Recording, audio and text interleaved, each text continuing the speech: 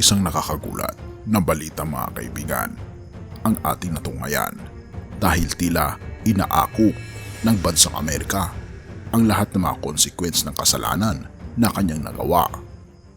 At isang pangyayari ngayon ang nangyayari sa New York City na isa sa pinakamalaki at pinakasikat na syudad sa Amerika na ito ay unti-unting naglalaho sa mapa ng Amerika.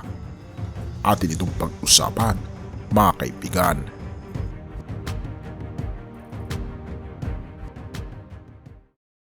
Call it a sinking feeling about the U.S. coastline. Don't look now, but a new study shows dozens of cities are sinking at an alarming rate.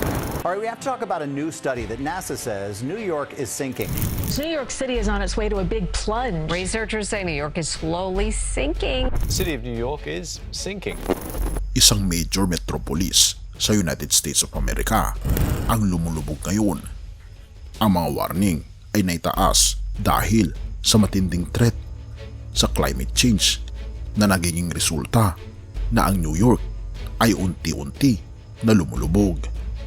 Ito ay dahil nag-i-increase ang sea levels, ang bigat ng lumalaki at nag-expand na skyline at mga skyscrapers ay ito ang nagpapabigat sa syudad na ang New York City ay unti-unti na lumulubog.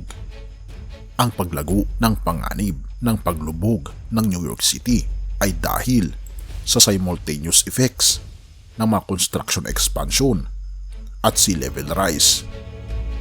Ang New York City ay nasa parehas sa sitwasyon katulad din ng Indian town ng Joshimath na tinatawag na Uttarakhand. 8 milyon na mga tao ang nabubuhay ngayon sa New York City.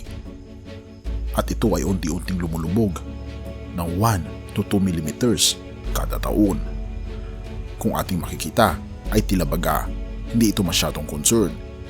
Ngunit ang nakakatakot nito, patuloy ang pagpapatayo ng mga malalaking mga buildings sa New York City. At dahil mas nagiging worse ang climate structure natin sa planet Earth, ay nagre-resulta ito sa mas mabilis na paglubog ng New York City. At isa pa dito sa balita ng WION News, the more the city sinks, the more vulnerable the area becomes to natural disasters. At dahil sa 1.68 trillion pounds na mga buildings sa New York City, ay ito ay napakaraming downward pressure ng kalupaan ng New York na nagiging hudyat sa pagbaba ng lupa sa syudad ng New York.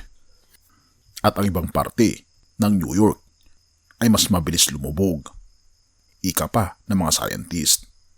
Ang mga researchers ay kinalkula nila na ang mass ng lahat ng mga buildings sa New York City, kabilang na dito ang sikat na Statue of Liberty at ang model ng subsidence, ay nagkukos ng pressure na nag-exert sa kalupaan.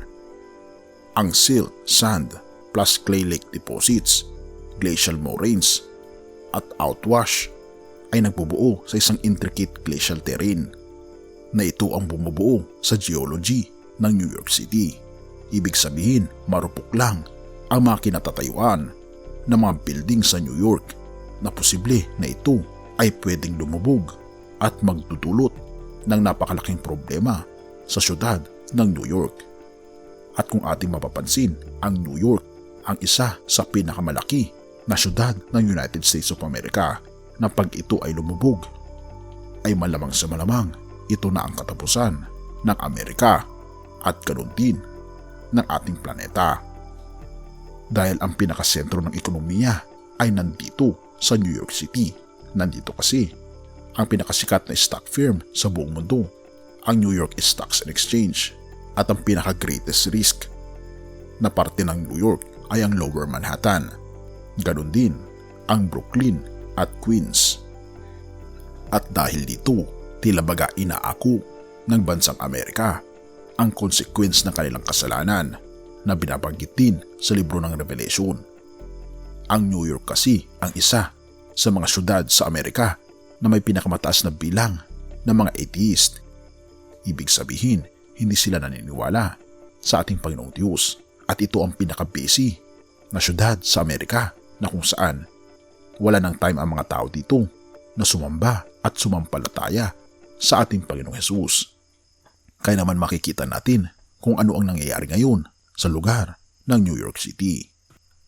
Mga Kawikaan 28 verse 13 to 14, ang nagkukubli ng kanyang sala ay hindi mapapabuti, ngunit kahabagan ng Diyos ang nagbabalik loob at nagsisisi.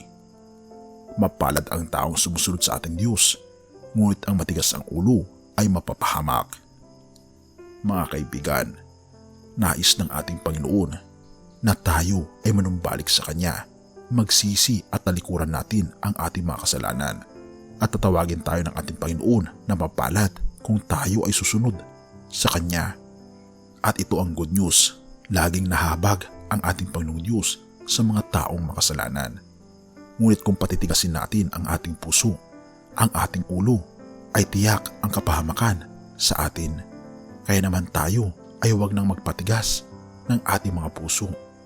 Sundin natin ang ating Panginoon, magsisi at talikuran natin ang ating mga kasalanan. Purihin ang ating Panginoong Diyos at salamat kaibigan sa iyong panonood. Tayo manalangin. Ama naming banal, makapangyarihan naming Diyos, tunay nga po Panginoon na kayo po ang aming Diyos na sobrang nahabag sa iyong mga anak na nagkakasala. Tulungan kami Panginoon na makita ang pinakalayunin po ninyo sa aming buhay, dahil ang aming mundo ay hindi na po nagiging ligtas at wala po